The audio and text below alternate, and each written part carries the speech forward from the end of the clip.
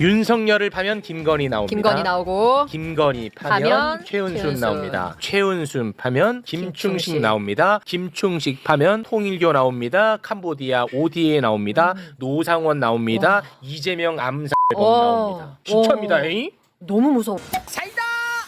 교수님 오늘 뭐 준비한 내용이 따로 있습니다만 아주 예민한 질문을 하나만 좀 던져보고 싶습니다. 매불쇼는 현안을 좀 다루는 유튜브 채널이긴 합니다만 가장 최근에 뜨거웠던 현안 중 하나였던 사면은 철저히 최선을 다해 다루지 않았습니다. 예. 근데 오늘 이제 결정이 뭐 났겠죠. 아직 뭐 보도만 안 돼. 네. 그러니까 이제는 저는 조금 여쭤볼 수 있을 것 같은데 특히 그 조국 사면을 두고 지금 난리더라고요. 그거 어떻게 봐야 됩니까? 오늘 제가 저한테 주신 주제가 작가분이 원래 거짓말이었어요. 네. 거짓말인데 거기부터 시작을 해서 조국 사면까지 좀 끌고 가볼게요. 자, 거짓말, 거짓 무슨 뜻일까요? 너무 뻔한데. 네. 예, 이게 한글로 표기된 최초의 이제 이 단어는 세종 때 편찬된 석보상절에 나와요. 그때는 거짓 이렇게 표현이 됐어요. 이게 무슨 뜻이냐면 네? 가죽이란 뜻이에요. 가죽? 예. 거짓이 가죽이라는 뜻이라고요? 예, 가죽과 거짓이 같아요. 응? 무슨 말이야? 그리고 이제 이 가죽? 가죽은 다른 식물로 넘어오면 껍질, 껍데기와도 같아요. 우리 알찬 방송 최욱의 매불쇼잖아요. 네. 예, 알차다. 네, 알차다. 가죽 속에 이 고기가 꽉 차 있으면 그게 참이에요. 참이란 차다에서 차다에서 온 거예요, 참이? 예. 야, 이걸 몰랐네. 꽉 차 있다. 그래서 네. 거짓을 참. 한자로는 허업이라고 그래요. 껍데기. 허자는 껍데기예요. 껍데기 허. 그러니까 비어 있는 비어 거죠. 있다 이거지? 내용이 비어 있고 위라고 하는 글자는 좀 글자가 굉장히 좀 철학적이야. 사람만 하는 짓.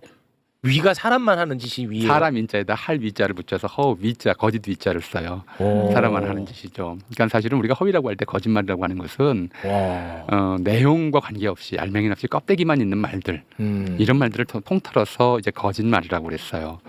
거짓말이라고 그랬는데 이게 사람들이나 거짓말을 하거든. 근데 동물은 말을 못하니까 거짓말을 할 수도 없고. 근데 요즘 이제 동물 행동학 이거 연구하는 사람들은 개나 고양이 같은 동물들도 좀 사람을 속이는 짓을 네, 하고 좀 그러더라고요. 속이더라고요, 애들도. 그런 운동을 하는데 네. 일단 이런 사람을 속이다라고 하는 것도 좀 그래요. 이를테면 누가 길을 가다가 밤송이를 찾았다고 보자고요. 밤이네 그러고 집었는데 네. 알맹이는 다람쥐가 다 파먹고 없어. 속이 없네. 그게 속는 거예요. 그게 속는 거예요? 저는 그렇게 봐요. 그렇게 보신다. 전형의 시선이야. 네. 난 진짜 그게 어원인 줄 알았네. 원래 거짓은 가죽이고 참은 알맹이가 있는까지 다 들어가 있는 것이 그거는 맞고. 완전체이고 거기서 이제 속이 빠져버리면 그게 이제 껍데기만 남은 거짓이 되는 거거든요. 네. 그래서 이 거짓말에 대해서는 굉장히 많은 격언들이 있어요. 이따 뒤에서 말씀드리겠지만 19세기 영국의 정치가 디즈레일리는 거짓말에 세 종류가 있다고 그랬어요. 네. 첫째는 거짓말. 둘째는 새빨간 거짓말. 셋째는 통계. 자, 이게 굉장히 중요한데. 셋째 통계? 예, 통계 확률. 이게 과학적인 것 같은데 나한테는 적용이 안 되거든. 예컨대 무슨 뭐 복권을 샀는데 몇 번 샀는데 몇 번은 당첨돼야 될 거 아니야. 그게 안 되는 거야. 그래서 이제 통계라고 얘기를 했는데 이건 조금만 좀 뒤로 넘기고. 근데 거짓말에 색깔이 있잖아요. 새빨간. 거짓말. 왜 하필이면 새빨간일까? 새노란이나 새하얀이나 이럴 수도 있는데 왜 그럴까요? 새빨간. 약간 잔인한 느낌 아닌가? 이것도 혹시 그렇죠. 뭐 비슷할 거예요. 왜냐하면 인류가 가장 좀 식별력이 강한 색깔이 고대부터 피의 색깔이었어요. 그래서 빨간색에 대해서는 식별력이 굉장히 강해요. 네. 그래서 어지간하면 경고 표시들을 대부분 빨간색으로 쓰잖아요. 피해색으로. 그리고 식별력이 강할 뿐만 아니라 눈길이 가는 색깔이기도 해. 네. 그래서 우리가 이제 그런 말 쓰잖아. 밝아벗다, 벌거벗다, 빨개벗다. 이게 다 붉은색이야. 한자로는 적나라하다라고 그러죠. 네. 그래서 이제 이 새빨간 거짓말은 누구나 알아챌 수 있는 거짓말을 새빨간 거짓말이라고 그래요. 이건 이제 그냥 아무도 안 속아. 원래는 해봤자 아무도 안 속는 거짓말이라서 보통 농담으로 써요. 이제 위험한 거짓말은 이제 거짓이 한 1%만 속고 나머지 99%를 참으로 채워놓은 정말 사람 속이기 쉬운 거짓말이 좀 문제인데 근데 이제 근대 이후에 합리주의가 지배하기 시작하면서 저는 이제 디즈레일리의 통계보다는 세 번째 거짓말이 더 중요하다고 생각해요. 몰지각한 말. 몰지각함? 몰지각한 말도 자체가 거짓말인데 이거 굉장히 좀 어려워요. 어려운데 이게 지금 말씀하신 조국 사면론하고 직접 관계가 돼요. 자, 한번 보죠. 우리가 얼마 전에 폭우로 이제 침수 피해를 겪은 지역들이 많죠. 자, 침수 피해를 겪은 집을 봤을 때 우리가 옛날에는 뭐라고 그랬냐면 하늘도 무심하시지.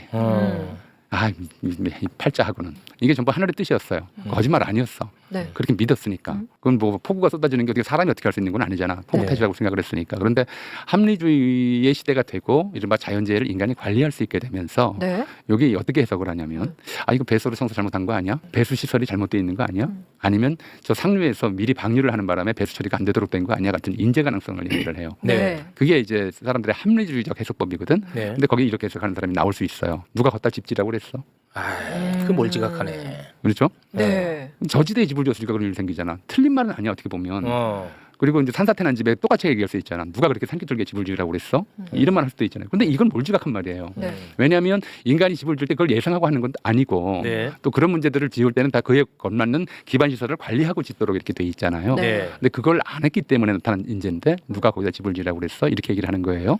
이건 이제 몰지각한 거짓말이 돼요. 네. 근데 이거 거짓말이라고는 그렇죠. 표현이 좀 거짓말이 아닌 것 같은데 이게 네. 거짓말이에요. 왜 이렇게 제가 이 말씀드린 이유는 EH카라고 잘 아시죠? 역사란 무엇인가? 네, 역사는 무엇인가? 역사학자들 사이에서 이제 대단히 훌륭한 분으로 이제 뭐 일반적으로도 많이 그분의 말들이 많이 인용이 되죠. 그분이 이제 이런 예를 들었어요. 어떤 사람이 밤에 담배를 사러 집 밖을 나와서 횡단보도를 건너다가 차에 치여 죽었어요. 자, 이 사고의 원인을 조사하기 위해서 위원회가 조직이 됐는데 여러 얘기가 나오죠. 횡단보도에 페인트 칠이 잘 안 돼 있었는지, 신호등은 고장났지 않았는지, 가로등은 켜져 있었는지, 운전자가 음주운전을 하지 않았는지 이런 것들을 조사하고 있는데 어떤 사람이 그 자리에 와가지고 그렇게 얘기를 해요. 그래서 다 쓸데없는 얘기다. 이 사고의 원인은 피해자가 흡연자였기 때문이다. 아하, 이거 참 말로. 자, 그가 흡연자가 아니었다면 네. 밤에 담배 피러 나오지 않았을 거 아니냐. 담배 사러 나오지 않았을 거 아니냐. 그러니 그 사고의 원인은 그가 흡연자였기 때문이지 다른 이야기가 무슨 필요 있느냐. 자, 이거 거짓말인가요? 아닌가요? 틀린 말은 아니지만 몰지각한 말이죠. 제가 말씀드린 몰지각한 말이라는 게 그런 거예요. 아, 그런 거야. 이제 EH카가 왜 1965년도에 가서 그런 얘기를 했냐면 그런 몰지각한 좀 사고가 합리주의 시대에 팽배하기 시작했기 때문이에요. 자, 우리가 이런 사고에 현재까지 남아있는 방식들 한번 보죠. 세월호 참사 났을 때 어떤 목사님이 그런 얘기를 했어요. 없는 집 애들이 수학여행을 경주로 나갈 것이지 뭐하러 제주도 갔다가 이런 사달을 내나.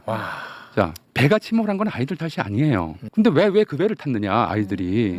이렇게 어떻게 보면 그 배 타서 죽었으니까 피해자 입장에서는 온갖 것들을 생각하다가 이거 왜 내 자식 그 배를 태웠을까 이런 생각을 할 수도 있어요. 그렇지, 맞아. 팔자소관으로 생각을 한다면. 맞아. 근데 이게 그렇게 얘기하면 안 되는 거예요. 사고의 원인과 아무 관계가 없는 거예요. 그렇지. 네. 똑같은 얘기 이태원 참사 때에도 그러네. 똑같은 식의 몰지각한 얘기들이 나와요. 누가 거기 가라고 그랬나? 누가 왜 그 미국 애들 그 놀이 하는데 거기 갔다가 죽었는데 그게 국가가 무슨 책임이냐? 선생님 그런 사람이요. 예. 진짜 많아요. 그러니까 몰지각하다고 말씀드리는 진짜 거예요. 많다니까. 사고가 안 되는 거예요. 네. 네. 합리적으로 사태의 전개과정 맥락 원인과 결과를 파악하지 못하고 결국은 사고가 난 당사자 피해자에게 모든 책임을 돌려버리는 거예요. 그런 식의 사고방식이 바로 파시즘의 사고방식이에요. 네. 파시즘. 이게 이제 파시즘을 겪고 나서 20년 후에 EH카가 그 얘기를 한 이유는 이런 식의 사고방식에서 진짜 위험하다. 한 사회를 위기로 몰아가고 인간성을 파탄으로 몰아간다. 이렇게 본 거예요. 네. 자, 산사태가 났으면 거기다가 그 밑에 피해를 보면 그 밑에 집 지은 사람 책임. 물난리가 나서 침수되면 저지대에 집 지은 사람 책임. 대규모 이제 압사 사고가 나면 거기 간 사람 놀러 책임. 간 사람 책임. 어떤 면에 대해서도 어떤 사고에 대해서도 공동체의 책임은 없어져요. 네. 모두를 개별화하고 파편화해 버리죠. 이런 식의 이제 사고 방식 자체가 몰지각한 거짓말에 해당해요. 제가 이제 나머지 무슨 저 새빨간 거짓말이나 네. 사기꾼의 거짓말과 관계와 달리 이런 식의 거짓말 유형이 있어요. 네. 자, 우리가 다시 한번 EH카의 얘기로 들어볼까요? 네. 들어가 볼까요? 우리가 흡연자다라고 하는 정의 때문에 흡연자에 대한 좀 혐오감이라고 하는 게 기본적으로 있어요. 우리 사회에. 그 당시 영국에는 없었지만 혐오감이 좀 있어요. 누가 담배 피랬어? 이렇게 얘기하면 담배 피는 놈 좀 혐오받아도 싸 이렇게 얘기가 되면서 그 사람 죽은 것에 대해서 안타까워하지 않은 마음이 있단 말이에요. 근데 거꾸로 피해자를 다른 사람으로 좀 상정을 해보죠. 아이가 갑자기 아파서 해열대 사러 약국에 가던 여성이었다고 생각을 하면 그럼 이제 거기서도 똑같은 우리가 얘기를 할 수 있을까? 아이가 아픈 게 사고의 원인이다. 이렇게 얘기할 수 있을까? 그런 말 못하죠. 못하는데 그렇게 하게 돼요. 결국 이런 식의 논리에 익숙해지면 잘잘못 여부에 대한 판단 기준이 흐려져 버리는 거죠. 자, 이 조국 사면 얘기를 말씀하셨어요. 자, 지금 이제 이 전체 경과를 보면 조국 사면뿐만 아니라 조국뿐만 아니라 그 전에 있었던 여러 가지 검찰이 기소했던 사건들이 있어요. 네. 그죠? 뭐 이제 최근만 보더라도 서울시 공무원 간첩 조작 사건이라든가 네. 또 이재명 대통령과 관련해서 기소되었던 대북 송금 사건이라든가 네. 이런 거 보면 좀 황당한 황당한 증거들이 거예요. 동원됐거든요. 자, 이 사건에 대해서 이제 이쪽에서는 이렇게 해석을 한쪽에서는 어떻게 해석하냐면 윤석열 검찰이 조국이 법무부 장관 되는 것을 막기 위해서 검찰 개혁을 막기 위해서 그야말로 난폭 운전을 해서 검찰권을 동원해서 난폭 운전을 해서 조국 일가를 겨냥해서 네. 사고를 낸 거다. 네네. 일종의 이제 교통사고죠. 네. 그렇게 낸 거예요. 네. 그렇게 보는 게 그렇게 보는 사람들이 있는가 하면 본인이 저기 뭐 자식 교육에 대해서 특별히 스펙을 쌓아주려고 이런 건 저런 거 해왔으니까 그게 드러난 거 아니냐. 이 얘기를 놓고 보면 흡연자니까 죽었다는 얘기랑 똑같은 거예요. 왜냐하면 이제 그 시절 바로 이제 조국 씨가 자녀를 키웠던 시절 똑같아요. 제가 자녀를 키웠던 시절하고 저는 강북 학부모라서 그런 걸 못했지만 강남 학부모들 일반적인 좀 자식들 스펙 쌓기 도움이 주고 저도 그런 청탁 같은 것들을 받아본 적이 있어요. 제 주변에 사립대에 있는 사립대 교수들 치고 자기 학교 총장명이 표창장 하나 자기 자식들한테 앉은 사람 별로 없을 것 같고요. 검사들 치고 자기 친구들 사법연수원 동기들이 하는 로펌에다가 자기 자식 인턴 증명서 해달라고 안 하는 사람이 아마 없을지도 모르겠어요. 예를 들어 뭐 한동훈이라든가 심우정이라든가 그 자녀들과 관련해서 온갖 얘기들이 다 나오잖아요. 일반적인 네. 흡연과 비슷한 그런 양상들이었어요. 근데 그걸 범죄화한 거예요. 그래서 그런 상태로서 저는 이제 이 사태를 봐왔고 아니 100번 양보해서 진짜 그 입시와 관련한 그 양태가 범죄라고 생각해서 수사가 시작됐으면 나는 어느 정도는 이해해줄 여지가 있다고 봐요. 처음에 사모펀드로 시작했던 거 그러니까 아닙니까? 하다가 안 나오니까 안 나오니까 그걸로 간 거니까 이건 정말 죄악입니다. 그러니까 이게 이제 가해자가 누구냐. 검찰이죠. 그래서 이렇게 봐야 되는 거거든요. 예. 그런 상황에서 나온 일이기 때문에 사실은 저는 조국 사면 논의 자체가 부당하다고 생각을 해요. 논의 자체가 왜냐하면 이제껏 대한민국 법률사상, 사법사상 표창장 위조로 처벌받은 사람이 없어요. 없죠. 근데 지금 말씀 중에 속보가 떴어요. 예. 조국, 윤미향, 정경심, 최지성 등 사면 복권. 그러니까 이제 그 말씀을 속보가 한번 더 났어요. 해볼게요. 최강훈 없어요. 최강훈? 한 번 더 볼게요. 윤미향 씨 같은 것도 마찬가지. 네. 무슨 뭐 이제 영수증 처리 잘못했다고 그걸 횡령으로 이렇게 했다가 또 결국 무죄가 됐는데 네. 다 그런 방식들로 진행이 됐었거든요. 이제 일종의 좀 수사가 아니라 사냥이었던 거죠. 네. 털다가 나올 게 없으니까 그걸로 털어버렸던 그렇습니다. 거예요. 근데 그런 질문조차도 안 했어요. 그러니까 지금 이제 제가 위험하게 느끼는 거는 조국 사면이냐 아니냐가 아니라 사실은 이 재판자 재심이냐 아니냐를 따져야 되는 그렇지. 상황이거든요. 이거 자체가 수사의 동기, 과정, 이걸 법원에서 증거 채택한 이 양상 자체가 전부 의심을 받아야 되는 그렇습니다. 것은 조국이 아니라 그 검찰과 법원의 이 판결 과정이에요. 저는 네. 그렇게 생각을 해요. 예. 그렇게 봐야 되는 상황이었고 그래서 이제 이건 마치 뭐 횡단보도 문제라든가 가로등 문제라든가 이걸 따져야 되는 상황에서 그 사람의 흡연 문제를 따졌던 그 이해직하의 그런 이제 이야기와 똑같은 상황이 벌어졌던 거죠. 네. 이게 지금 우리 사회가 근데 사실은 굉장히 위험한 수위에 와 있어요. 근데 교수님 그 몰지각한 말에 대한 이야기를 하시면서 결국은 그쪽으로 세상이 가면 굉장히 위험해진다. 그게 바로 파시즘적 사고다. 예. 이렇게 말씀하셨단 말이죠. 네. 그러면서 이제 조국에 대한 이야기를 네. 하셨는데 근데 조국 사면과 관련해서 국민의힘이 뭐 반대하고 막 이런 거는 파시즘 오케이 뭐 그럴 수 있겠네라고 이해할 수 있는데 그 진보당에서도 그러니까 진보적인 당, 진보당이 아니고 진보적인 스탠스를 취하는 당에서도 이거를 반대하고 있거든요. 논리가 또 같아요. 국민의 논리랑 같단 말이죠. 근데 과연 그 진보적인 정당까지도 파시즘적인 사고를 갖고 있을까? 아니요, 좀 이제 비판의 초점은 좀 다르다고. 그건 좀 다릅니까? 사실은 이 조국 그 이제 자녀 입시와 관련된 문제들은 우리 사회에 상당한 좀 문제를 던져줬어요. 이걸 우리가 80년대, 90년대일 거예요. 90년대 조선일보나 이제 이른바 보수 언론들에서는 그런 문제가 특히 이명박 정부 들어서면서 굉장히 선명하게 드러나기 시작했어요. 자사고, 특목고 중심으로 이제 고등학교가 만들어지고 네. 그 활동 자체를 대학 입시에 반영하도록 하고 네. 그게 이명박 교육 정책이었거든요. 네. 그래서 무슨 논문 고등학생이 무슨 논문을 써요? 이제 논문 저자가 되면 고등학생 비하 논란 일겠는데요. 아니요. 네. 아니 진짜 잠잘 시간도 없이 그 학교에서 가르치는 것만 해야 되는데 그 와중에 무슨 그런 입시 상황에서 자기가 따로 뭐 시간 내 가지고 논문을 쓸 수 있다. 네. 뭐 그 한동훈 딸은 무슨 천재인지 모르겠지만 뭐 몇 편의 논문을 발표했다고 그러더라고요. 네. 이거 불가능한 일이에요. 사실 한국 교육 시스템에서는 그런 것들 만들고 무슨 봉사활동 점수 챙기고 인턴 활동 같은 경우 점수로 가산점 주고 이런 정책을 만든 게 이명박 정권이었거든요. 근데 그게 어떤 거냐면 그걸 할 수 있는 네트워크를 가진 사람들만 할 수 있어요. 그렇지. 예를 들어서 로펌에서 인턴을 한다 그러면 그럼 누구겠어요? 법조계에 일하는 사람들이나 부탁할 수 있는 것이고 맞습니다. 어느 대학에서 봉사활동 활동을 한다. 누구겠어요? 대학 교수 자녀들이나 그걸 할 수 있는 뭐 기회를 그렇겠죠. 얻을 수 있는 것들이거든. 대개는 그래요. 네. 이런 문제들 때문에 이걸 뭐로 봐야 되느냐? 사실은 이게 불공평하거든요. 이 불공평한 것들을 뭐라고 불렀냐면 사회적 자본이라고 불렀어요. 이게 이제 우리 자칭 보수 언론들이 주장했던 자본이 이건 어쩔 수가 없다. 태어나면서 누구나 똑같이 태어나질 않잖아요. 누구나 부모가 주는 밥 먹고요. 누구는 좋은 밥 먹고 누구는 나쁜 음식 먹어요. 부모가 보내는 학원 다니고요. 누구는 뭐 한 달에 몇백만 원짜리 영어 유치원 다니고 누구는 유치원도 제대로 못 가고 그래요. 네. 이 차별이 너무나 부당하죠. 부당한데 이 자본주의 사회에서는 어쩔 수 없는 거기도 하고요. 그래서 그걸 사회적 자본이라고 불렀던 거예요. 네. 이 사회적 자본이 존재하는 것 자체를 진보주의자들은 폐지해야 된다. 없애야 된다. 이렇게 주장해 왔던 거죠. 그래서 네. 조국 이른바 구속 또는 이제 정경심 구속 이런 사태 났을 때 그때도 정의당은 그랬어요. 아빠 찬스 없는 나라 사회를 만들겠다. 정의당의 목표였던 것이죠. 그러니까 이건 이제 사회적 자본 자체를 폐지하겠다고 하는 논리예요. 폐지하자라고 하는 장기적인 관점에서 보자면. 그리고 그 샘플로 조국을 이제 삼은 거죠. 근데 정말 우리가 그걸 없앨 수 있느냐? 이게 온당하지는 않지만 이미 우리 사회에 관행이 되어 있는 것이고 이걸 어떻게 해결할 것인가를 고민을 해야 되는 것인데 네. 이걸 한 사람의 희생양을 만들어서 그거 그걸로 잔인하지. 완전히 날려버리겠다고 하는 건 불가능할 뿐만 아니라 아이고 잔인하죠. 그렇죠. 안 네. 되는 일이기 때문에 저는 네. 이제 진보 정당이 그런 얘기를 하는 것 자체가 네. 차라리 아젠다를 명확히 해라. 차라리 그런 쪽으로 얘기를 해야지. 조국 사면 반대가 아니라 뭘 얘기를 해야 되냐면 모든 공직자 자녀 교육과 관련된 전체 이제 스펙 공개 이런 쪽으로 나가야죠. 그런 쪽으로 나가는 것이 그런 쪽으로 나가는 것이 진보 정당으로서는 맞죠. 근데 조국 한 사람을 가지고 이렇게 이제 그게 마치 다인 것처럼 이렇게 얘기를 하면 안 되는 그건 거죠. 잔인하네. 잔인할 뿐만 아니라 맞지 않는 거죠. 맞지도 않지만 잔인해. 예, 이거 똑같아요. 결국은 결과적으로 똑같아지는 게 흡연자이기 때문에 죽었다. 라는 얘기와 똑같이 돌아가 버리는 거예요. 예.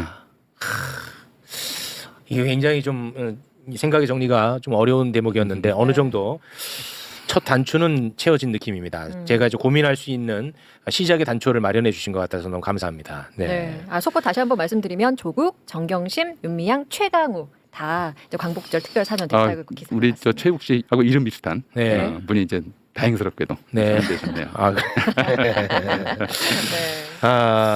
뭐 이게 결론이 뭐 아까 제가 났을 거다 보도만 안 됐을 거다 해서 오늘 처음으로 사면 얘기를 다뤄본 거예요. 저도 조국 관련해 가지고는요 그 조국의 사건의 본질이 무엇인지에 대한 이야기를 해야지 사면과 관련되는 얘기를 내가 하는 게 맞나 저는 그런 고민이 있었어요. 그래서 본질에 대한 이야기만 했었습니다. 네. 굉장히 성숙한 체육이네요. 그럼 이게 네. 다시 한 번 좀 반복합니다.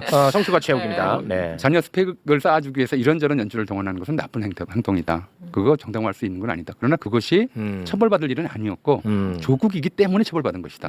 이렇게 보는 것이 맞죠. 예. 아까 그 흡연 그게 저는 비유가 참 좋은 것 같아요. 이게 제가 한 게 아니라 EH카가 EH카요? 25년도에 한 거예요. 흡연자가 예를 들어 뺑소니 차에 치여갖고 사망했어. 네. 그러면 그 뺑소니에 대한 이야기를 해야 되는데 그때 갑자기 담배 피는 건 나쁜 것입니다. 그 말은 맞지. 근데 그때 이 말을 하는 게 타당하냐 이거야. 대단히 잔인하다 이거지. 그가 담배를 안 폈으면 담배 사러 횡단보도를 건널 이유도 없었을 것이다. 이렇게 얘기를 하는 거예요. 그러니까. 그 방식이라 그게 우리가 그런 식의 논리 구조를 가지면 세월호 참사에 대해서도 이태원 참사에 대해서도 똑같은 방식으로 죽은 사람들, 피해자들, 희생자들한테 책임을 돌리게 돼 버려요. 이게 이제 나치가 동원했던 방식이거든요. 나치가 동원했던 방식이고 지금 이제 거꾸로 네타냐후가 가자지구 팔레스타인인들을 향해서 이용해 먹는 방식이고 거기에 이제 모든 어디 당하고 있는 사람들한테 다 네 잘못이야라고 하는 거거든요. 근데 이런 몰지각한 상황 자체를 어떻게 개선해서 인간이 좀 더 좀 평화롭게 잘 어울려 살 수 있는 세상을 만들 수 있는 것이냐 있을까 이런 걸 고민하는 게 아니라 모든 이제 사회적 참사 이런 것들의 책임들을 피해자에게 돌려버리는 거죠. 네. 그런 방식의 거짓말들. 그래서 저는 이제 디즈레일리가 말했던 거짓말, 새빨간 거짓말 통계를 대신에 통계 자리에 우리가 바로 이런 비합리적이고 몰지각한 거짓말들을 집어넣어서 좋은데요. 여기서 빠져나가야 된다. 우리가 이런 식의 사고 패턴을 계속하고 있으면 결국은 인간이 뭐가 되냐면 죽은 사람들, 약자들 괴롭히는 악귀가 돼버려요. 그래서 그게 이해치가가 그런 얘기를 했던 것도 파시즘에 대한 반성에서 나온 얘기거든. 반성하는데 20년 걸렸어. 반성을 이론은 아는데. 그래서 이제 그런 얘기를 한 거예요. 우리가 틀린 말 아닌 것 같은데 근데 그렇게 바쁘면 안 돼요. 그건 이제 다른 사람을 집어넣어야 된다. 이 말이 맞는지 안 맞는지 보려면 뭘 해야 되냐면 자기를 집어넣어야 돼요. 내가 그렇게 죽었다면, 내가 담배 사러 가다 차에 치여 죽었다면, 내가 담배 핀 탓인가? 그때는 아마 그럼 이럴 겁니다. 네. 나 담배 안 피는데 이럴 그렇죠. 겁니다. 예. 그럼 이제 다른 케이스를 집어넣으면 되죠. 내가 술 사러 갔다가 죽었다면 아니면 약 사러 갔다 죽었다면 뭐를 해도 다 돼요. 그래서 그 자리에 자기를 집어넣어서 그게 말이 된다면 네. 그게 그 사회의 합리성과 보편성이 입각한 말이 될 수 있어요. 근데 나를 집어넣으면 내가 너무 억울해. 남을 집어넣으면 그냥 고소한데 나를 집어넣으면 너무 억울해. 네. 이러면 이제 이 내 판단이 잘못된 거예요. 네. 그렇게 보시면 돼요. 아, 이런 말씀을 좀 많이 하고 다니시지 왜 이제 와서 하시는 거예요? 뭐 하라고 불러주질 않았잖아. 와, 나는 지금 오늘 저는 굉장히 좋습니다. 네. 몰지각한 거짓말. 몰지각한 거짓말. 거짓말인지는 모르고 하게 되는 거짓말이고요. 네. 이 거짓말에 이런 방식의 거짓말이 통하는 이유를 좀 얘기를 해볼게요. 조금만 더, 더 시간 해볼까? 없으니까 하나만 더 할게요. 우리 김충식 잡으러 가야 되는데. 예, 히틀러가 정권을 잡고 나서 바로 벌인 운동이 뭐냐면 독일 전 가정의 라디오 보내기 갖기 운동이었어요. 전 가정의 라디오 갖기 운동이었어요. 네. 그게 한 이유가 뭐냐면 괴벨스의 유명한 거짓말에 대한 얘기가 있어요. 나치 선전상이었던 괴벨스인데 네. 사람들은 거짓말을 들으면 처음엔 부정하고 두 번째는 의심한다. 그러나 계속 들으면 믿는다. 이런 거였죠. 왜 독재 권력들이 그렇게 언론을 장악하고 하려고 했느냐. 왜 세월호 참사 났을 때 KBS는 사고 규모가 커서 그렇지 그냥 교통사고일 뿐이다라고 얘기했느냐. 왜 이태원 참사 났을 때 한국의 주류 방송들이 대부분 방송이나 언론들이 이 사건 자체가 경찰이 이른바 동선 통제도 안 하고 그렇게 사람이 많이 모이는데 행안부가 거기에 대한 사전 준비도 안 하고 있다가 난 방송이냐 따지질 않고 거기 몰렸던 사람들한테 책임을 돌렸느냐. 다 거짓말이거든요. 네. 사태와는 아무 무관한 요소를 그렇습니다. 가지고 책임을 돌려버린 거예요. 네. 이게 그거예요. 파시즘이라고 하는 게 똑같아요. 이런 거짓말을 반복해요. 언론을 통해서. 매스미디어라고 하는 것은 바로 잘못하면 권력의 일방적인 거짓말을 계속 들려둠으로써 사람들을 판단 능력을 마비시키는 판단 능력이 마비된 사람들 판단 능력이 마비되면 어떻게 되냐면 그걸 이제 뭐라고 부르냐면 반지성주의라고 그래요. 스스로 판단하려는 노력을 포기해요. 그냥 듣는 데 익숙해져요. 네. 이 반지성주의가 파시즘의 짝이에요. 늘 그래요. 파시즘은 그래서 반지성주의로 표현되기도 해요. 네. 그래서 이 반지성주의를 세상에 팽배시키는 거예요. 지금 한번 보세요. 트럼프가 하는 것도 그런 거거든요. 반지성주의야. 똑같이 사람이 조금만 생각해도 이거 안 된다라고 하는 걸 아는 거를 그냥 막 계속 반복하는 거예요. 근데 반지성주의가 편하거든요. 생각할 필요 없으니까. 네, 편해. 얼마나 사람들이 제일 좋아하는 말이 뭔지 알아요? 제일 많이 쓰는 말이 딴 생각하지 말고 시키는 일이나 잘해. 딴 생각하지 마라. 이 주문 자체가 사실은 노예형 인간. 편해. 파시즘적 인간을 만드는 거죠. 그래서 좀 생각해보자. 다른 건 필요 없다. 어떤 담론, 어떤 주장이 나왔을 때 네. 피해자에 관한 어떤 주장이 나왔을 때 그 피해자 자리에 자기를 넣어보자. 그렇게만 되면 조금 더 나은 생각이 나올 수 있을 것 같아요. 오늘 좋았습니다, 진짜. 좋은데. 체육도 성장하고 많아서. 오늘 성장했어요. 야, 더 이상 성장할 데 없을 줄 알았는데 또 성장했습니다. 네. 네. 사면 발표가 되면서 많은 분들이 저에게도 또 요구하네요. 몰려. 김갑수 사면해라 라는 글들이 올라오고 있습니다. 명민중 김갑수 사면에 대한 이야기 올라오는데 저희는 또 네. 사면할 수 없는 점 여러분께 말씀을 드리겠습니다. 네. 윤석열을 파면 김건희 나옵니다. 김건희 나오고. 김건희 파면 파면 최은순 최은순. 나옵니다. 최은순 파면 김충식 김충식. 나옵니다. 김충식 파면 통일교 나옵니다. 캄보디아 ODA 나옵니다. 노상원 나옵니다. 이재명 안살범 나옵니다. 진짜입니다. 에이? 너무 무서워. 무섭습니다, 여러분. 네. 지금부터는 설거지 중단하라. 집중해 주시기 바라겠습니다. 네. 항상 제가 이제 뒷골목 이야기 전문가라고 말씀을 드렸는데 네, 네. 이제는 이게 뒷골목 이야기가 아닙니다. 이제는 언론도 김충식을 조명하기 시작했습니다. 네. 이것은 골목의 이야기가 아닙니다. 이것은 정말 핵심적 이야기입니다. 이제는 언론이 김충식에 대한 관심을 갖더라고요. 그렇습니다. 예, 왜냐하면 안 가질 수가 없어. 왜 이렇게 관심을 지금부터라도 가져야 된다고 생각을 하냐면요.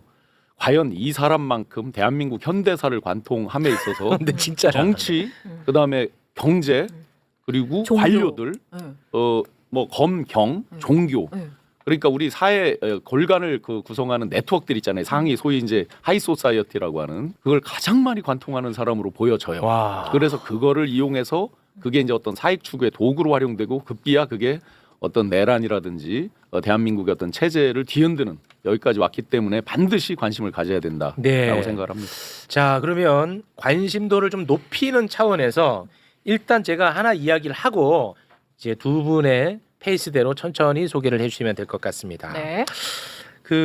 저희가 이거 한번 다룬 바 있는데요. 박선원 의원님과 한번 다룬 바 있는데 김건희의 최측근이자 검사 출신 김상민. 네, 김상민. 김상민이에게 공천 주려고 얼마나 애를 썼습니까? 근데 결국은 이제 컷오프 됐죠. 네. 김상민이 공천 못 받았습니다. 그리고 김상민을 국정원 법률특보에다가 앉혀버렸습니다. 기억나시죠? 네. 근데 이번 대선을 앞둔 이번 대선입니다. 이번 대선을 앞둔 4월에 말이지요. 네. 이 김상민이가 이재명 대표가 2024년 1월 2일 테러를 당했잖아요. 네네. 그 어마어마한 칼로 테러를 당했습니다. 근데 그 사건에 대한 보고서를 4월에 써요. 네. 이번 4월에. 오, 그러니까. 예, 뭐라고 쓰냐? 커터칼 커터칼. 살인 미수 사건.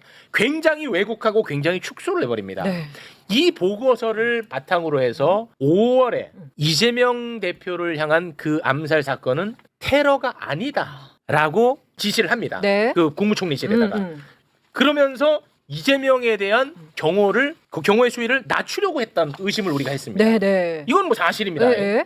그런데 이런 와중에 김충식의 동거녀, 자 지금부터 소름 돋습니다. 네. 김충식의 동거녀가 이재명 사건에 대해서 이야기하는 녹취가 열린공감 TV를 통해서 세상에 알려졌습니다. 김충식의 동거녀요? 김충식의 동거녀가 네. 이재명 대표 암살 사건에 대해서 지인한테 이야기를 해. 네. 그게 열린공감 TV를 통해서 공개가 됐습니다. 그 녹취를 잠깐 듣겠습니다. 이재명이 누구를 맞으려고 사람을 막 모집했다니까요, 김건희가. 모집했다고요? 사람 두 사람을. 이재명이 다 모집했다고. 진짜요? 이재명이 칼로 배가 시켰어, 다. 이재명이 칼로 한 거를 김건희가 시켰다고? 그래서 이걸 조사를 안 하잖아. 그러니까 자꾸 누굴 죽이려는 짓을 하니까 그 하는 사람이 하는 사람. 너무 무섭다 이거 진짜. 진짜 너무 무서운 거 아니야? 아 이거 뭐 어디까지 믿어야 되는 거예요? 예, 처음에 이제 그 대충 처리하고 김상민 검사도 그 테러냐 아니냐에 대해서 이제 국정원 내에서 올해 그 4월 3일 날 보고서를 썼다는 거 아니에요? 맞아요. 예, 그래서 이제 다들 마치 테러가 아닌 것처럼 이렇게 느끼게 하고 갑자기 부정적인 여론이 생기게 하고 그 당시에도 예. 상식적으로 테러를 당했으면 동정 여론이라든지 굉장히 걱정하는 여론이 생겨야 되는데 그렇지. 비아냥거리는 정도까지 예. 황당한 여론이 생기고 했잖아요. 그렇습니다. 그러면 여기서 하나 이제 특이점을 한번 생각을 해볼게요. 아. 지금 김충식 그리고 동건녀 최은순 충자와 은자 충은산업이라고 돼 있었죠. 그리고 충자와 그래요? 은자를 따서 충은산업이라는 게 충산업이 있었습니다. 네. 그리고 이제 방주산업이라는 게 있습니다. 지금 보시면 ESIND라고 많이 들어보셨죠? 네. 오빠 김진우 씨가 이제 오너 대표로 이렇게 있다라고 네, 네. 나와 있는 ES 하니까 뭐예요? 은순이죠, 그죠? 은순. 예, IND, 인베스트먼트 앤드 디벨롭 이렇게 이제 아마 돼 있을 겁니다. 그런데 이 방주산업이라는 게 그 전신이거든요. 방주산업의 주소지가 어디냐면 충남 아산, 지금은 이제 아산시 배방읍 뭐 이런 식으로 나가죠. 그 옛날에는 이제 배방면 동네 정확한 주소가 장제리 601번지거든요. 네. 그때 당시 그쪽에 땅을 집중적으로 사가지고 이 사람이 10필지를 샀어요. 최은순 씨가 2001년도에 경락을 받았어요. 10필지를. 그중에 한 필지를 LH에다가 보상을 이제 받게 되는데 30억에 경락 받아가지고 132억을 받아요. 와. 3년 만에. 그래서 3년 만에 102억의 차익을 거둡니다. 네. 그때 와. 그 본사가 이 좀 전에 불러드린 배방면 장제리 601번지에 있었는데 좀 전에 말씀하신 그 살인 미수범 네네. 김진성. 김진성. 김진성이 거기에서 부동산을 했잖아요. 부동산 했어요. 네, 부동산의 그 주소지가 당시에 보면 배방읍 배방로 땡땡번지예요. 와. 이걸 직선거리로 그려보고 차로 해보면요 5분밖에 걸리지 않아요. 지금 아산역 있잖아요. 아산역, 네네. 아산역 그다음에 탕정역인데 그 사이에 요게 다 같이 있어요. 실제로 그러면 좀 전에 아름아름 모집했다. 김충식 씨가 모집했다. 네. 충남 어디 뭐 아산 뭐 이런 비슷한 얘기가 쭉 이제 이어져서 나온단 말이죠. 네. 자 그러면 우연의 일치 같지만 또 2023년도 초에 그 아산에 있는 신천지 교회에서 10만 수료식을 길거리 사진전, 10만 수료식 길거리 사진전이 거기에서 펼쳐져요. 아산에서 또. 그래서 이 사람이 이제 그 당시에 거기서 부동산을 하면서 그러면 그 시기도 보면 이제 문을 닫았죠. 그 전 때 문은 닫았는데 최은순 씨나 김충식 씨가 한참 사업을 하고 경락받고 할 때는 이 사람이 부동산 했단 말이에요. 그러면 언제부터 알았을까? 이런 것들을 제대로 수사를 해야 되는데 네. 그때 당시에 커터칼로 뭐 그냥 우리 연필 깎는 칼 같은 식으로 이제 대충 이렇게 하면서 넘겨버렸잖아요. 네. 이건 지금부터라도 박선원 의원께서 말씀하셨지만 강력히 재조사해야 된다. 네, 이들의 2년부터 시작해서 네. 네네. 제가 하나 여쭤보겠습니다. 방금 목소리의 주인공 김충식의 동거녀. 동거녀. 이분은 현재도 김충식과 동거녀 관계예요? 맞습니다. 그 차에 어. 타고 같이 등장하는 게 그 화면에 나오죠. 그래 지금도. 네, 제가 근데 알기로는 그렇습니다. 지인한테 그냥 야 세상에 이런 일이 있어 하는 그냥 뭐 어떤 폭로성 발언이라기보다도 혼자만 알고 있기 너무 큰 일이라서 그냥 얘기를 한 거였죠 이거는. 그렇죠. 예, 뭐 이건 뭐 일부러 세상에 뭐 알려야겠다 이런 게 예, 아닌 전혀 거죠. 그런 게 아니죠. 예, 지금은. 오. 예. 그러면은 더 신빙성이 올라가는 거죠. 그리고 그 당시에 야, 이거 황당하게도 어떡하냐. 부산에서 이제 병원에 갔다가 막 헬기를 타고 하면서 이상하게 뭐 여론이 이상했어. 이상하게 네네네. 변질이 되고 병원에서도 조금 저희가 느끼기에는 입장 이상하게 나오는데 당시에 그 대한 소아학 협회장이 이상한 성명을 발표를 하고 소아학 협회장이 이재명 대표를 고발을 하죠. 근데 이 사람 병원이 어디 있냐면 아산 배방에 있어요. 아씨 뭐야? 뭐 다 연결돼 있어. 아 무서워 죽겠네. 아산 배방이라고 하는 데가 뭐 저기로 보면 이 서울처럼 이렇게 큰 데도 아니고 그냥 지방의 지역이잖아요.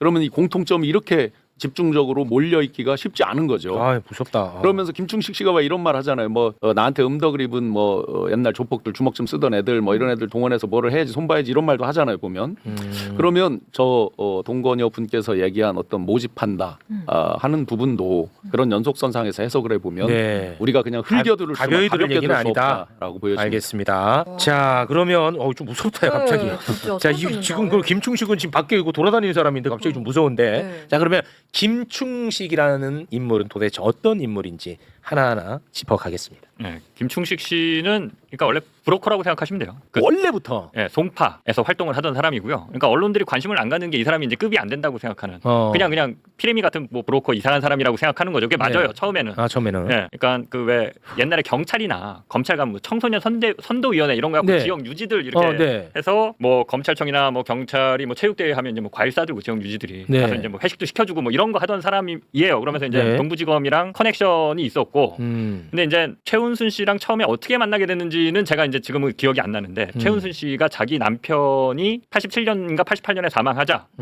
자기 남편의 친구와 동거를 시작합니다. 최은순이? 네, 최은순이. 처음에. 남편의 친구와 동거예요? 남편의 친구. 네. 그 당시에 지난번에 한번 말씀드렸는데 네. 송파의 그 석천 사거리에 땅이 하나 있는데 굉장히 좋은 땅이에요. 노른자 있다. 그 87년인가 88년에 그걸 8억에 팔아요. 네. 네. 근데 그걸 이제 상속을 받아야 되잖아요. 상속을 받으면 상속세가 많잖아. 네. 그러니까 그 사망 신고를 며칠 미루고 네. 그 사이에 그냥 팔아요. 남편 명의로. 어. 상속을 안 받고 상속세를 안 내기 위해서. 안 내기 위해서. 그 작업을 해주는 게 남편 친구예요. 부동산 업자. 그 업자랑 최은순이 이제 남편의 친구인데 네. 동거를 합니다. 동거합니다. 그러다가 몇 년 뒤에 김충식으로 갈아타요. 최은순이. 예. 그렇게 이제 최은순과 김충식이 연이 됩니다. 그러면서 그 다음부터 김충식은 최은순이 개입하는 모든 이권에 다 나옵니다. 이름이. 그렇게 연이 됩니다. 둘이. 예. 그러니까 지금 지난주에 노독봉 선생님, 네. 선생님이라고 할게요. 하늘한 추모공원. 네, 추모공원 네. 사건. 거기서도 김충식이 결정적인 역할을 하고요. 네. 정대택 선생님 사건에서도 또 김충식이 등장해서 열일하고요. 네. 예, 세트로 같이 다닙니다. 그러니까 제가 봤을 때 추정컨대 김충식은 사실 이제 그런 정도의 사람이었다가 최은순, 김건희가 이제 권력을 잡게 되잖아요. 사실상 대통령 노릇을 하지 않습니까? 윤석열이라는 바보 바지를 그렇죠. 내세워서 대통령으로. 네. 근데 그게 저는 사실 이게 정권이 시작했을 때 별로 관심을 안 가졌던 게 최은순과 김충식은 동거 관계였다가 이제 더 이상 동거를 하진 않아요. 김충식이 다른 동거녀가 생깁니다. 저기 네. 나온 게 이제 최은순이 아니잖아요. 네, 아니죠. 예. 그래서 좀 관계가 소원해지는 건가 이런 얘기가 있었어요. 둘 사이에 뭐 좀 뭐 이렇게 금전적으로 뭐 이렇게 줄 거 주고 해결할 거 하고 그래갖고 김충식이 몇십억 받고 뭐 관계를 이렇게 뭐 정리한 했다라는 건가? 게 정권 초기에는 그런 얘기가 있었는데 네. 이게 지금 말씀하시는 것들이 사실이라면 진짜 계속해서 서로 이권을 공유했다라고 봐야죠. 최은순과 김충식. 네. 예. 같이 살지만 않을 뿐이지. 그러면은 김충식이가 정재계 인사들과 아주 가깝다라는 이야기가 있는데 뭐 예를 들면 어떤 사람들하고 가까운지 소개를 좀 해주시죠. 네네. 이 김충식 씨가 이제 기본적으로는 뭐 정치권 같으면 여만 한 게 아니라 뭐 여야가 이렇게 뒤바뀌기도 했으니까요. 그렇죠. 그때 이제 여 쪽에 더 집중을 했겠죠, 당연히. 네. 그다음에 정계 그리고 관계 그리고 검경. 네, 검경은 뭐 우리 장 기자님께서 더 소개를 해주시기로 하고 네. 어느 정도 과연 좀 전에 이제 처음 이 사람을 좀 깔봤다 사람들이 이제 그냥 뭐 별거 아닌 걸로 네네네. 봤다 하는데 별것 아닌 사람이 과연 이 정도의 인맥들을 어떻게 만날까? 궁금해. 한번 사진 보면서 그림 보면서 한번 같이 보겠습니다. 궁금합니다. 네. 뭐 어떤 거든 한번 띄워줘 보세요. 자, 네네. 이건 뭐예요? 네, 지금 도자기인데. 보시면 국민의힘 국회의원 국민의힘 사무총장이라고 써 있죠. 저 한자로 이철규. 이춘표. 예, 혜존이라고 돼 있습니다. 극명준덕이라고 돼 있죠. 극명준덕이라는 뜻은 요순 시대의 임금이 선정을 베풀어서 굉장히 큰 덕을 베푼다 이제 이런 뜻이거든요. 네. 자, 그러면 이철규 국회의원 그러면 우리가 한번 2년으로 생각해 봐요. 아니 이게 지금 김충식이가 네네. 이철규에게 도자기를 선물한 도자기를 거예요? 선물했죠. 이분의 특징이 뭐냐면요. 도자기를 반드시 2개를 만들어요. 하나를 선물 주고 하나를 본인이 보관을. 와, 그럼 이거 예. 보관한 도자기예요? 그렇죠. 예, 오. 보관한 거가 이제 찍혀 와. 있는 거죠. 그래서 재밌대. 이거를 이제 얘기를 하면 대부분의 그 상대방들이 안 받았다, 모른다 이렇게 얘기를 하는데 쌍으로 페어로 있는 거예요. 이게. 와 재밌네. 예, 실제로 와. 황교안 총리 같은 경우는 자기는 받은 적 없다 하는데 같이 들고 찍은 사진도 있습니다. 실제로. 와. 내용은 거의 다 똑같아요. 지금 황교안 총리 있죠. 네. 이거는 몇 년도에 실제 총리 때예요? 아마 총리 전일 것 같습니다. 총리 전에. 그 연도로 보면. 와. 똑같이 이제 문구는 거의 비슷하고요. 내용도 비슷한데 이분이 김충식 씨가 컬러 특수 코팅 도자기로 굉장히 인정받았는가 봐요. 그게 저분이 직접 만드는지 아니면 어디다 해서 만드는지 모르겠는데 그 명인이라고 그래서 저거를 일본 황실 이런 데다가 팔고 그런다는 거죠. 그래서 그거를 또 브로커리지를 해주는 분이 정대택 그 선생님하고 중간에 김충식 씨 화해를 유도하고 그러잖아요. 맞아요. 중간에 보면. 네. 어쨌든 저 기술이 있는 모양입니다. 그러다 보니까 이걸 받은 사람들이 이 발뺌할 때 하는 말이 있어요. 네. 저분은 뉴스를 보고 그냥 자기를 잘 모르는데도 뉴스에 왜 이런 데 보면 뭐 부음도 있고 무슨 승진 인사도 있고 이런 거 쭉 나오잖아요. 옛날에 신문에 보면. 네. 그런 걸 보고 만들어서 찾아와서 선물 주고 한심 산다. 와. 이렇게 이제 얘기하는데 저는 그건 거짓이라고 그건 생각합니다. 거짓이에요? 아. 예, 그건 그냥 자기들 피해 나가기 위해서 하는 아. 말로 저는 추정을 합니다. 아. 아주 모르는데 저걸 정성스럽게 만들어서 그렇게 그럼 갖다 줄 때 갖다 주는 루트도 그렇지, 있을 거 아니에요. 말이 그죠? 안 되지. 그냥 뉴스만 봐서는 모를 거 아닙니까? 네. 그래서 좀 전에 이제 이철규 의원 그러면 이철규 의원이 경찰서장을 여러 군데를 했습니다. 그 중에서 양평 경찰서장 했죠 대표적으로 와. 총경 때 그리고 송파 경찰서장도 했습니다. 와. 이분들이 주로 저 살고 했던 데가 송파 이쪽이었잖아요. 네네. 그러면 어떻게 겹치겠다 또 하나 있네요. 미시령 휴게소. 미시령 휴게소. 이제 예. 동거를 시작하면서 90년대 초중반에 이제 미시령 휴게소에 투자를 같이 했죠. 네.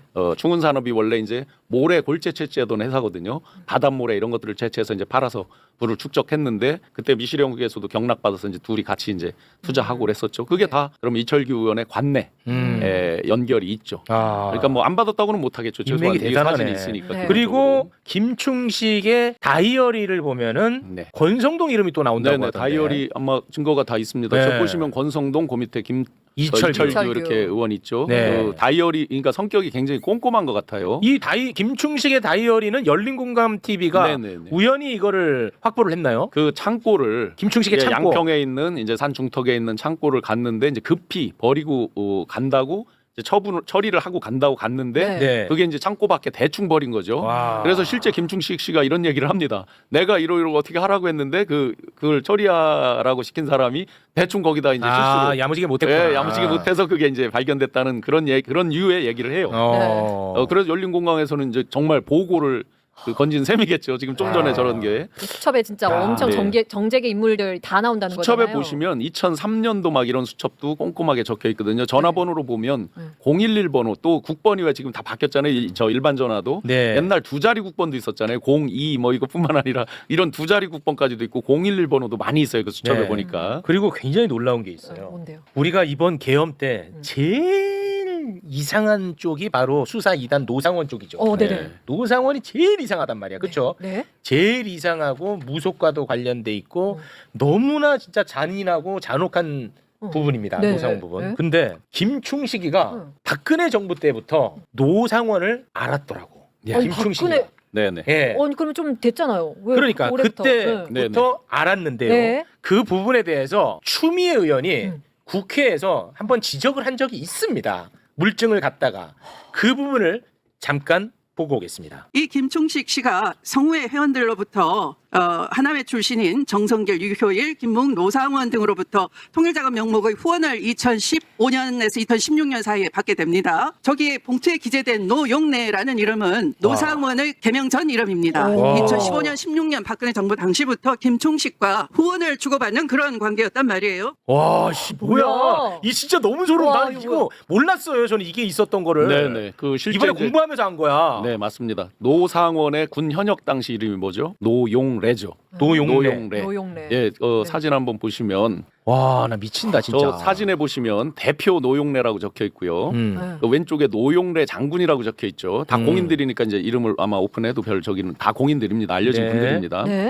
그 위쪽에 봉투에 보시면 베를린 이스트사이드 갤러리 후원 봉투 이렇게 돼 있잖아요. 네. 베를린 이스트사이드 갤러리는 여행 가보신 분들이 많을 거예요. 베를린 장벽이 있는 그 갤러리가 그 베를린 장벽 자체가 이제 갤러리죠. 그래서 이 세상에 있는 야외 갤러리 중에 가장 긴 갤러리입니다. 1316m인가 뭐 그럴 거예요. 그래서 가장 길고 큰 갤러리로 이제 알려져 있죠. 그런데 거기다가 왜 기부를 하냐, 후원을 하냐 이렇게 생각하실 수 있는데 저게 뭐냐면 전쟁기념관 있잖아요. 지금 저 대통령실 바로 그 네, 앞에. 용산에. 용산에서 저 베를린 이스트 사이드 갤러리에 대한 그 베를린 장벽 네. 그런 것들에 대해서 이제 저 이스트 사이드 갤러리에 갖고 있는 것들을 들여와서 일종의 기념전을 합니다. 그 용산에서. 그게 2015년도에 해요. 2015년. 네, 저기 지금 장군들이라고 써 있잖아요. 네. 노용래 장군은 당시에 현역입니다.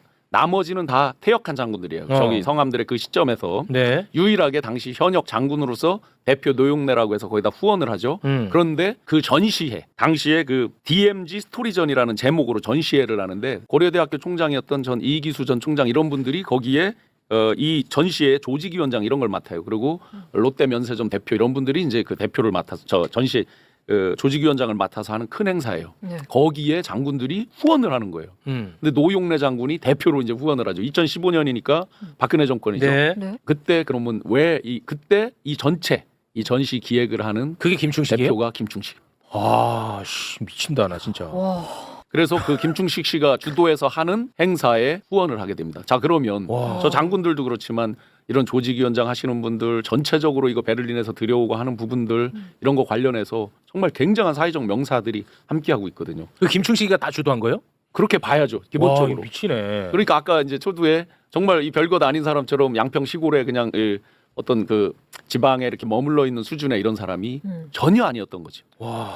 뭐야 이거? 3일 동안 하는 전시에 어마어마하게 후원들이 몰렸다고 당시 알려져 있습니다. 와, 여기에 또 노상원이 나온다는 사실 네. 여러분이 꼭 기억을 해 두셔야 될 것 같습니다. 그래서 그 노상원과 그 관계가 이제 굉장히 오래된 관계라는 거를 저걸 통해서 금방 알 수 있죠. 네. 자, 그리고 네. 요즘 나오는 얘기 중에 하나가 통일교 관련 아닙니까? 네네. 아까 잠깐 스치듯 말씀하셨는데 김충식을 파면 또 통일교가 나온다고 했잖아. 네. 실제로 통일교가 나오는 사례가 하나가 있어요. 뭐냐면 김충식이 그 정대택 사건 우리가 많이 다뤘잖아요. 네. 그 정대택 사건으로 최은순이도 뭐 아주 골치 아플 테니까 김충식이 정대택 사건도 통일교 사람을 보내가지고 네. 정대택에게 통일교 사람을 보내요. 네. 그래가지고 아우 대충 좀 이제 화해하고 끝내자 요렇게 아마 만들고 싶었나 봐. 네, 김충식이가. 그런데 정대택을 최은순이가 돈을 주기 싫어가지고 사기 미수로 고소를 했어요. 네. 그런데 이 정대택 선생님의 사기 미수건 재판 중에 그 통일교 관련한 이야기가 나오는 한 대목이 있습니다.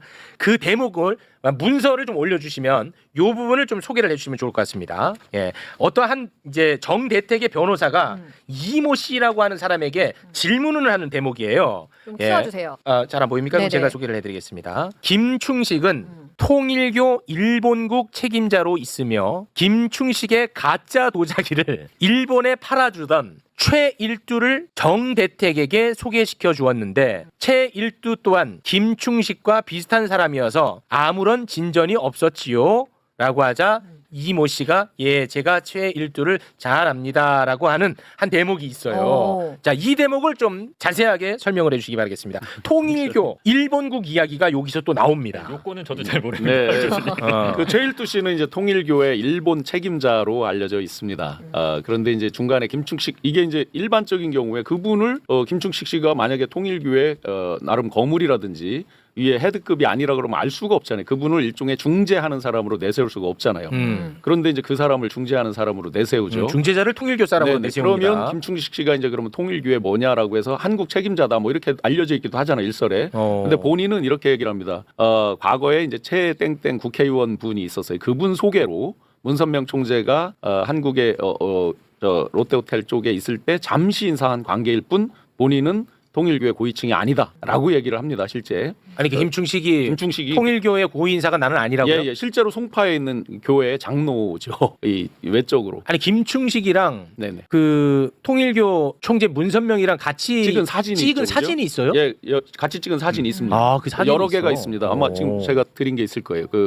사진이 있어. 예, 저 사진이 이제 그 호텔에서 잠시 만났을 뿐이다 이렇게 얘기하는데 저 장면 말고도 또 있는 게 그래. 문선명 총재가 앉아 있고 옆에서 마치 이제 비서가 하듯이 하는 자세로 있는 게 있고 저 도자기는 제가 알기로 듣기로는 통일교에서 저 도자기를 보관하고 있다라고 알고 있습니다. 네. 그렇게 듣고 있습니다. 와. 그래서 이제 본인은 아무 관계라고 아니라고 했는데 이제 저렇게 나와 있는 거예요. 아, 뭔가 있나 자 보네. 그러면 이 아까 최일두라는 사람이 이제 일본 내 통일교의 그 책임자로 알려지는데 그렇게 그럼 고위층을 어떻게 거간 그렇지. 일종의 중재자로 고관분을 어떻게 활용해? 중재자를 어떻게 활용하겠냔 말이에요. 그러니까 말이 안 되지. 앞뒤 그 말은 다 가짜다. 그렇게 보면 이 사람이 이제 상당히 그 통일교에 깊이 뭔가 관여돼 비중 있는 있다. 사람으로 보여진다라는 거고 천리교 얘기는 이제 신명이라는 영화에 보면 나오지만 이태원 참사 때 왜 그 안에 천리교 그 뭐래 사제가 들어가서 이제 하는 네. 게 장면이 나오잖아요. 뭐 있었어요. 그러면 그 부분도 사실은 특검에 부탁드리고 싶은 거예요.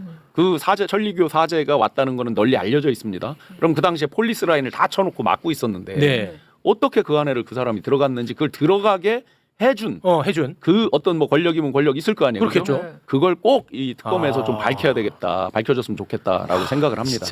이게 너무 많아가지고 어. 좀 무서워. 자, 우리 장인수 기자님은 판검사와 김충식은 또 어떻게 연결되어 있는지 이 부분은 상당히 중요한 부분 같은데요. 그러니까 김충식과 최은순이 김건희까지 해서 만든 이권 카르텔이 이게 별거 아니라고 과속 평가했던 게 김건희의 남편이 집권하면서 이제 사실 쿠데타까지도 관여한 게 아닌가. 예. 김충식이요? 그렇죠. 김충식, 최은순, 김건희 다 해먹었잖아요. 지금까지 네. 보면. 예. 김건희는 뭐 안 나오는 데가 없잖아요. 네. 뭐 애완견 뭐 어떻게 뭐 한 달 식용견 구하는 것도 뭐 예산 다 사라지고 뭐 걔들은 다 뭐 사라졌다고 하는 지금 얘기도 있고 그러니까 모든 예산 뭐 마음건강 예산부터 해갖고 그냥 해먹을 결심. 네. 예. 그러니까 이건 이권 카르텔들이 해먹다가 한계에 부딪히니까 야 개엄해. 이런 의심까지도 지금 우리가 해볼 수도 있는 거고요. 네. 예, 강력하게 의심이 되죠. 네. 제가 보는 거는 이런 그러니까 죄송한 표현인데 양아치들이잖아요. 네. 진짜 끝도 안 되는. 네. 우리가 이런 자리에서 이런 사람들 이런 뒷얘기까지 해야 되나 네. 싶은 건데 네네. 이런 사람들이 어떻게 이렇게 컸냐. 판검사들이 다 봐주고 뒤봐준 거예요. 이 사람들은 계속 그 범죄를 저질러 왔어요. 아까 뭐 ESIND, 은순 IND도 말씀해 주셨지만 네. 그 저기 요양병원 차려서 해먹은 거 승은의료재단. 네. 승은 구승 모 씨랑 합작한 회사예요. 네. 최은이잖아요. 승은. 이게 계속 수법이에요. 네. 와. 구승 모 씨는 돈을 네. 10억인가 20억을 대요. 다 날리고 깜빵 갔어요. 와. 최은순이랑 동업했다가 검사들이 또 최은순만 빼준 거예요. 최은수는 빠졌잖아. 처벌 안 받았잖아. 빼준 거예요. 네. 와. 그거를 판검사들이 계속 봐줬던 거예요. 그러니까 저는 이제 그 부분에 좀 실명으로 갑시다. 실명으로 아니 그 장인수 어차피 인생 잘 안 풀리는데 실명으로 가자. 저 인생이 잘 안 풀리고 있었습니까? 여기 와서 실명으로 한번 가봅시다 우리 진짜. 네. 그 지난주에 실명으로 가자. 지난주에 노덕봉 선생님하고 이제 그 나오셨는데 정대택 선생님 나오셨는데 네. 이분들이 설명을 잘 못하시더라고요. 피눈물 나거든요. 이분들이 당한 거는 이게 이제 김충식 최은순한테 당한 거예요. 네. 이분들이 계속 네. 그 짧게 복습을 하면 네. 정대택 선생님이 최은순과 동업해서 액면가 152억짜리 채권을 100억에 낙찰받습니다. 네. 예, 근데 그 부동산이 팔리면서 152억 원이 들어와요. 52억을 벌었죠. 네. 정대택은 반띵하자, 우리 반띵하기로 하지 않았냐? 라고 하는데 최은순이 뭔 소리? 다 내 거야. 이러면서 정대택은 민사로 26억 내놔 반띵. 최은순은 너 저기 뭐야 사기 강요야라고 해서 이제 형사로 걸고 이러면서 소송전이 벌어져요. 그렇습니다. 네, 소송전이 벌어져요. 네. 이때 중요한 게 이제 백윤복이라는 법무사죠. 네. 약정서 반띵한다라는 약정서를 쓸 때 백윤복이라는 법무사가 입회해서 자기도 도장을 찍었는데 그럼 백윤복은 어떻게 되느냐? 최은순 얘기가 다 맞다 이거예요. 최은순 얘기가. 모해 위증을 한 거지. 예, 최은순 얘기가 다 맞다 이거예요. 근데 최은순이 황당한 게 백윤복을 고소합니다. 예, 백윤복을 고소해요. 강요에 의해서 이 반띵 약정서를 나는 쓰고 싶은 마음이 없었는데 정대택 그다음에 백윤복 니네들이 강요해서 내가 무서워서 어쩔 수 없이 쓴 거야. 그리고 백윤복을 고소합니다. 그러면서 또 고소하면서 너 150만 원을 불법적으로 나한테 더 받아갔어. 법무사 비용을 받아가는데 내 법무사가 아니었어. 그러니까 사기 이런 걸로 걸거든요. 네. 이게 뭐냐면 백윤복이랑은 뒤로 13억 줄게. 내가 시키는 대로 해. 네. 라고 하면서 이걸 감추기 위해서 나는 너랑 적대적인 것처럼 보이려고. 검사나 판사 앞에서는 백윤복을 더 거는 거예요. 음. 150만 원을 안 줬다라고 하면서 뒤로는 2억을 꽂아줍니다. 이놈들이 진짜 똑똑하네. 네. 그거 저기 한번 와. 영상 첫 번째 영상 보여주시면 사진 영상이 아니라 똑똑해. 이게 그때 최은순이 백윤복한테 줬던 수표들이에요. 1,000만 원짜리 수표 15장, 5천만 원짜리 수표 한 장을 줍니다. 그래서 2억을 줘요. 2억을 줘. 2억을 줘요. 모해 위증의 대가로 보이는 그렇죠. 거죠. 모해 위증의 대가. 네. 이걸 왜 보여드리냐면 백윤복이 나중에 자백을 합니다. 나 이렇게 최은순이 시키는 대로 해서 이런 거야. 그렇지. 근데 이걸 검사들이 덮어줘요. 이게 김충식도 여기 있었어요. 그 약정서에 김충식 이름도 들어가 있고 도장을 찍어요. 맞아. 그거 다 봤잖아. 근데 검사들이 이걸 어떻게 빼주냐? 백윤복은 빼고 정대택만 기소를 합니다. 최은수는 정대택과 백윤복을 같이 고소한 거거든요. 너희들이 날 협박 강요했잖아. 근데 홍기채 검사가 이거 실명 나옵니까 이제? 백윤복을 빼줘요.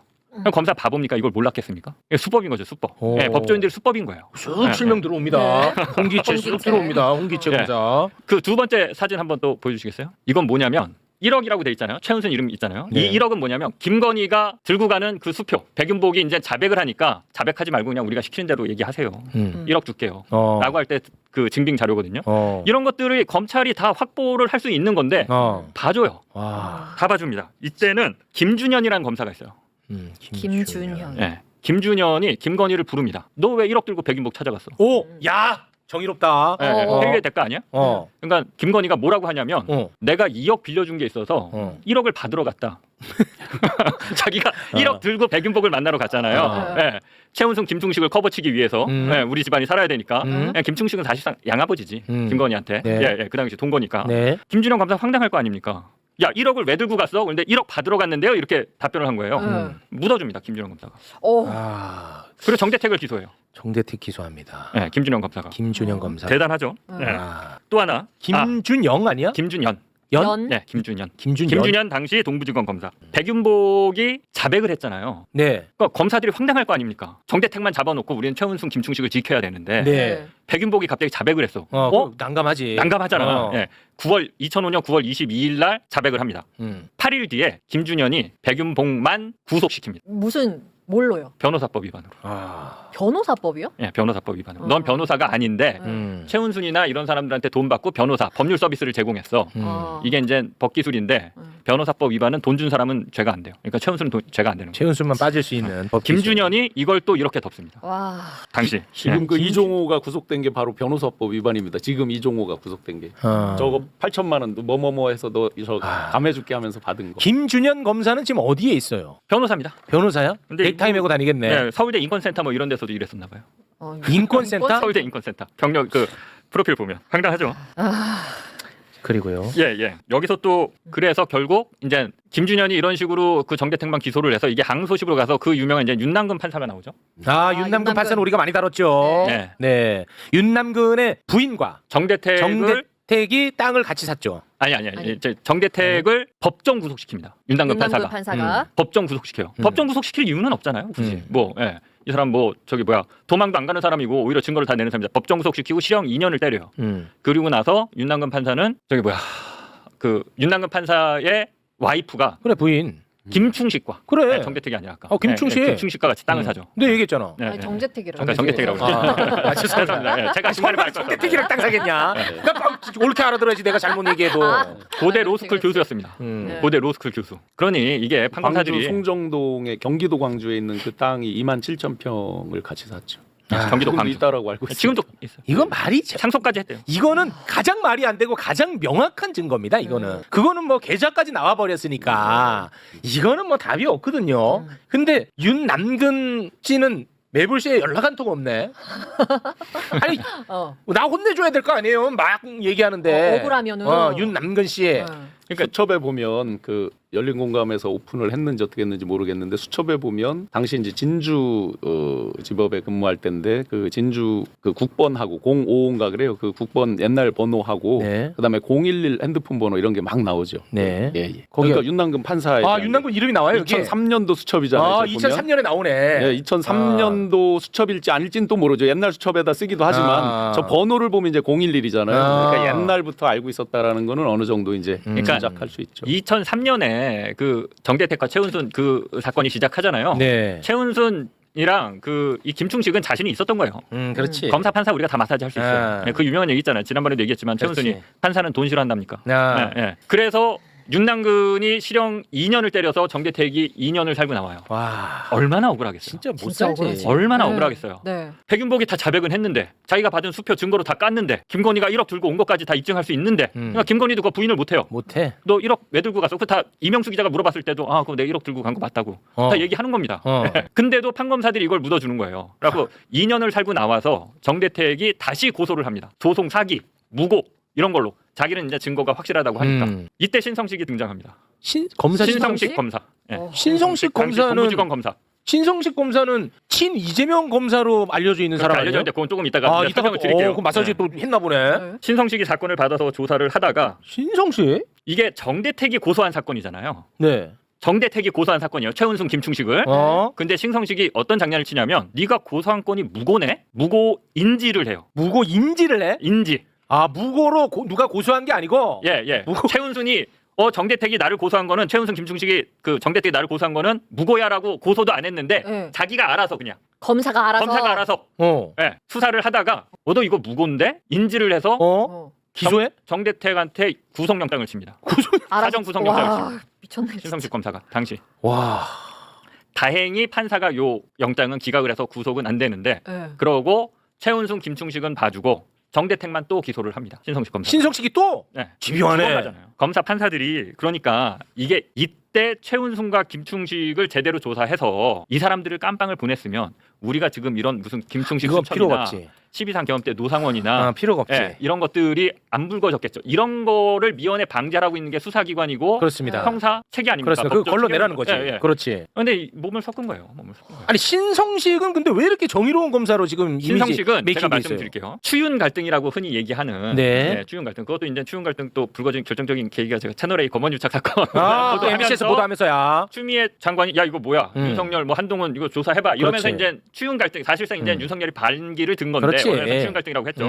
그러면서 이제 추미애 당시 법무부 장관이 윤석열을 징계하지 않습니까? 네. 징계하지 않습니까? 검찰총장이니까 검찰총장이 공석이 되잖아요. 네. 근데 검찰 내에 징계니까 징계위원으로 누가 들어가냐면 검찰총장 다음인 당시 대검 차장검사인 조남관이 들어가고요.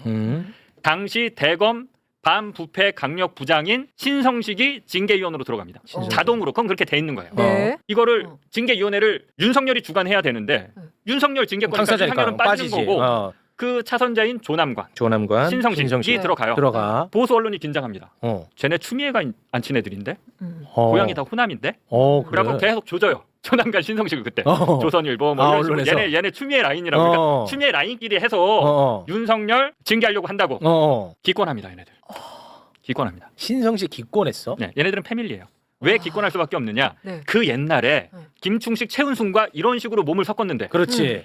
윤석열이 없을 때 이미 최은순과의 카르텔이 있었던 애들이에요. 조남관도 마찬가지고 신성식도 마찬가지고. 지난번에 말씀드렸는데 조남관은 동부지검의 공판검사로 있으면서 최은순이 위증을 했단 말이에요. 송파경찰서가 다 수사를 해서 위증 맞네 그리고 구속영장을 쳐요. 근데 동부지검이 영장을 기각해요. 근데 위증은 맞잖아요. 그 위증의 수사보고서가 있지 않습니까? 재판부가 야 그거 제출해. 갖고 와봐. 검사들 니네 갖고 와봐. 그걸 끝까지 안 내는 게 조남관입니다. 그게 조남관이고. 그러니까 그 이미 2003년, 4년, 5년 이때거든요. 이게 그리고 이제 신성식은 2년 살고 나왔으니까 2008년 이때 윤석열은 아직 등장하기 전이에요. 김건희랑 만나기도 전인데 김충신, 최은순 집안과 이미 이 사기꾼 집안을 봐주기 위해서 무고한 정대택을 계속 깜빵 집어넣었던 검사들이에요. 얘네들이 갑자기 정의로워져서 윤석열을 징계하기는 징계한다고요? 어렵겠지. 최은순, 김건희 그 집안인데 이제 윤석열. 아니 근데 언제 그러면 신성식은 정의로운 검사가 된 거야? 이분이 그 책도 내지 않았어요? 그러니까 이제 정의로울 제목 때는 봐봐. 그거 뭐 진짜 있어? 검사. 진짜 검사인지 뭐 있어. 그래서 제목 진짜 검사. 우리 집에 저 사람 동상도 있어. 진짜 검사라고. 진짜요? 내 진짜 정의로운 검사인 줄 알았어. 신성식. 야. 그러니까 이제 판검사들. 그만 진짜 검사 책 냈잖아. 예. 그때가 뭐냐면 이제 출마할 때. 출마할 때. 이제 검사들이 출마할 때 되면 정의로워져요. 야. 진짜. 출마할 때 되면 이분이 호남으로 출마했지. 순천. 순천. 순천. 순천. 그래서 이제 진짜 검사라는 책도 내고 출판 기념회도 하고 하는데 결국 이제 민주당 공천을 그래서 못 받죠. 그 무소속으로인가 나가지 않았어요? 무소속으로 근데 그래서 이제 나갑니다. 떨어졌을 공천으로 텐데. 공천에 못 받았던 이유가 왜냐면 그러니까 제가 드리고 싶은 말씀은 신성식 같은 검사들이 제가 이제 개인적으로는 죄송해요. 이런 식으로 탈탈 털 건지는 모르겠는데 와. 스펙이 좋잖아요. 스펙이 좋잖아요. 네. 자, 고향이 호남이야. 호남 출신 검사인데 대검 반부패 강력부장을 하고 주원지검장을 했거든요. 검찰 내에서도 핵심 요직입니다. 이 두 네. 자리는. 네. 아무나 못 가는 거예요. 아무나 못 가. 호남 출신이 이런 자리 가기 힘들어. 예. 근데 무탈해. 평가도 좋아. 이 정대택 사건만 없으면 네. 민주당에서 공천 주고 싶겠어요? 안 주고 싶겠어요? 아 주고 싶지. 네. 줬을 거예요. 정대택 선생님이 난리치지 않았으면 줬을 것 같아요. 아 정대택 선생님이 왜냐면 난리쳤어요? 그때 지역구 저기 인기 투표가 아니라 경선? 그 지지율 조사 하잖아요. 신성식이 잘 나왔어요. 아 잘 스펙이 나왔어. 좋잖아. 이거 정의로운 검사 이미지가 있었단 말이야 나한테. 좋잖아요. 네. 그러니까 근데 정대택 선생님이 난리쳤어요? 그때 이제 찾아가서 시위하고 난리쳤지. 네가 무슨 정의로운 검사냐. 제대로 고춧가루 뿌렸지. 네. 그래갖고 지지율 떨어지고. 떨어졌어 그래서. 네, 그런 스토리가 좀 그리고 있어요. 그게 좀 알려졌나 보구나. 알려졌는지는 모르겠는데 아무튼 그런 게 역할을 했는지 아무튼 지지율도 떨어지고 그러면서 이제 그 지역구 김문수 의원인가요? 예, 뭐 다른 사람의 공천을 받아서 이제 그 지역구 의원이 돼요. 예. 와. 그러니까 정신 바짝 차려야 돼요. 와. 정신 바짝 차려야 됩니다. 아니 진짜 검사 책 내고 내가 이재명 사건 내가 아주 자세히 들여다봤더니 이거 다 무죄더라. 아무 혐의 없더라. 막 이런 얘기하고 막 그랬던 것만 나한테는 기억에 남아 있거든. 신성식은. 근데 양심도 없다. 진짜 검사라고 자기가 책을 내다니. 와. 신성식. 아니 뭐 저것만 아니면 정의로운 검사였을 수도 있죠.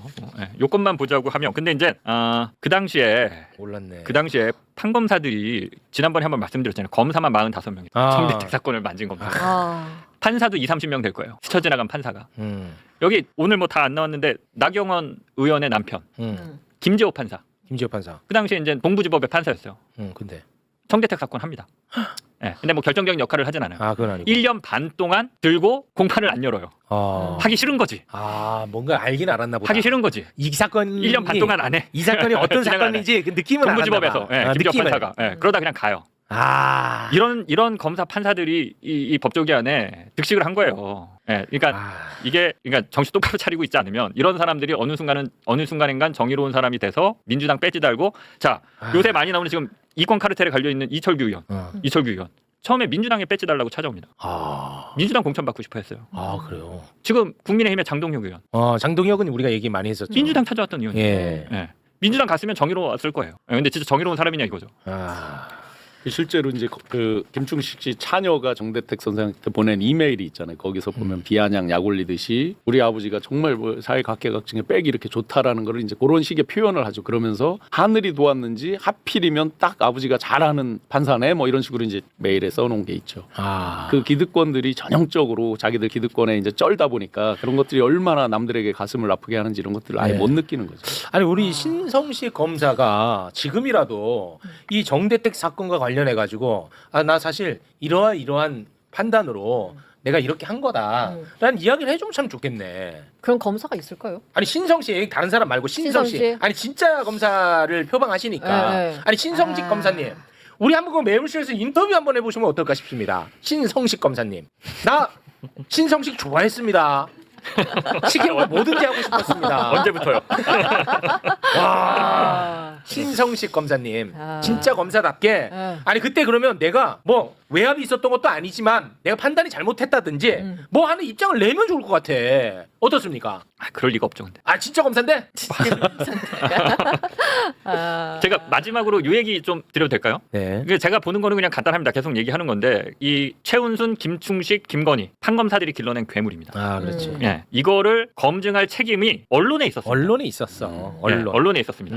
제가 이거 8월 11일 날 한겨레에서 이재성 논설위원이 논설을 썼는데 이거 짧게 한 구다리만 읽어드릴게요. 사법피해자 정대택 사건의 본질은 김건희가 줄리냐 아니냐가 아니라 가해자와 피해자가 뒤바뀐 법조 비리였다는 데 있다. 하지만 줄리 의혹에 성형수술 논란이 얹히면서 여성 혐오 프레임에 갇혀버렸고 말초적인 이슈로 소비되면서 공적 의제가 되지 못했다. 정대택의 피눈물 나는 사연은 유튜브 기반의 신생 매체와 인터넷 언론의 취재로 세상에 알려졌다. 기성 언론은 사실상 침묵했다. 그 대가는 윤석열의 대통령 당선이었다. 기성 언론이 적극적으로 사실을 검증하고 방향을 제대로 잡았다면 역사가 달라졌을 것이다. 제가 이 말씀을 왜 드리냐면 누구라고요 그분? 이재성 논설위원입니다. 한겨레. 이재성님 좋습니다. 대한민국에서 제가 자기 자랑 하나와 부끄러운 자기 고백을 같이 하나 할게요. 정대택 오늘 말씀을 못 드리는데 이제 노덕봉 선생님 사건, 김충식과 최은순이 그 옛날에 이 건에 개입해서 검사 판사들과 손잡고 해먹은 사건.